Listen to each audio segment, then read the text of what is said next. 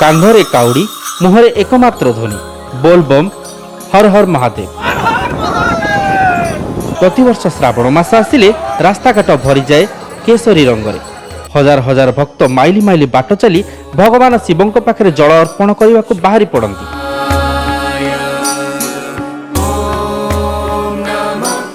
यह केवल एकमात्र यात्रा नुहे, यह होची भक्ति विश्वास और समर्पणर महायज्ञ।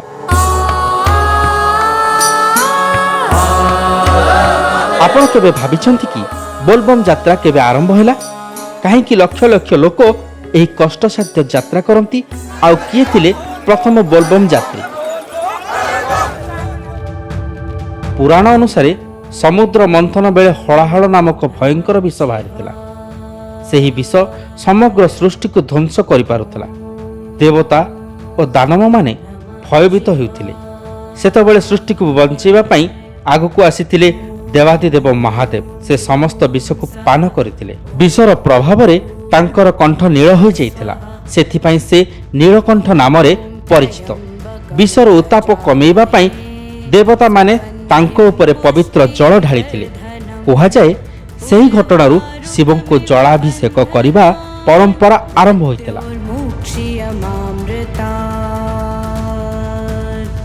आउ एक किंवदंती अनुଯାयी लंकापति रावण भगवान शिवंकर अत्यंत बड़ भक्त थिले। से गंगा जल आनी शिवं को अर्पण करुथिले। तेणु अनेक लोक रावण को प्रथम काउड़िया भक्त बोली मध्य मानती।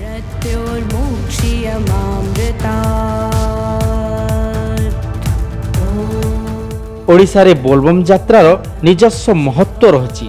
भद्रकर आखंडलमणि, पुरीर लोकनाथ मंदिर, भुवनेश्वर लिंगराज मंदिर, बरिमुंडर लक्षेश्वर मंदिर, धबलेश्वर पीठ और अन्यान्य शैव पीठ को भक्त माने जल नहीं पदयात्रा करती। बोलबम यात्रा रे जोग देबा पई कोनोसी बयस किंबा जातिर बाधकता नहीं। युवक, वृद्ध, महिला एपरिक अनेक शिशु मध्य निज परिवार सह एही यात्रा रे शामिल हुअंती। अनेक भक्त निजर मनोकामना पूरण पई व्रत रखी एही यात्रा करती। केही संतान सुख पई, के स्वास्थ्य लाभ पई, तो आउ किए परिवार रो सुख और शांति पई बोलबम यात्रा करिथांती।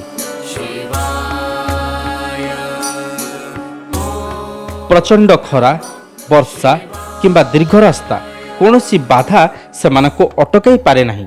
कारण सेमानक विश्वास बाबा भोलानाथ सबुबेले निज भक्तंक सहित अछंती। बोलबम यात्रा केवल एक धार्मिक परंपरा नुहे, यह होची भक्ति, त्याग, श्रृंखला और आत्मविश्वासर एक उदाहरण। यही यात्रा आमको शिखाए जे दृढ़ विश्वास और भक्ति थिले कोनोसी बाधा आमको अटकाई पारिबो नाही। हर हर महादेव। बोलबम।